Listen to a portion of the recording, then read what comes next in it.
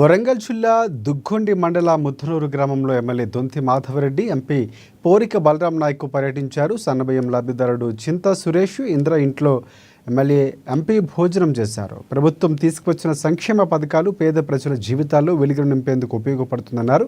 ఇక ఉచిత సన్నబియ్యం పథకం ద్వారా ఆర్థికంగా వెనుకబడిన కుటుంబాలకు నైపుణ్యమైన బియ్యం అందించాలన్నదే ప్రభుత్వ ఆశయమన్నారు. పేద ప్రజలు ఆకలితో బాధపడకుండా పౌష్టికాహారాన్ని పొందాలన్నదే ఈ పథక ప్రధాన ఉద్దేశమని వివరించారు ఎమ్మెల్యే దొంతి మాధవరెడ్డి.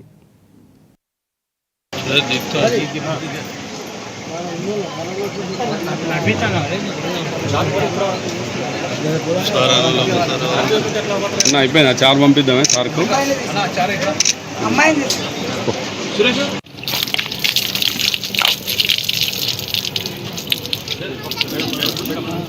సరే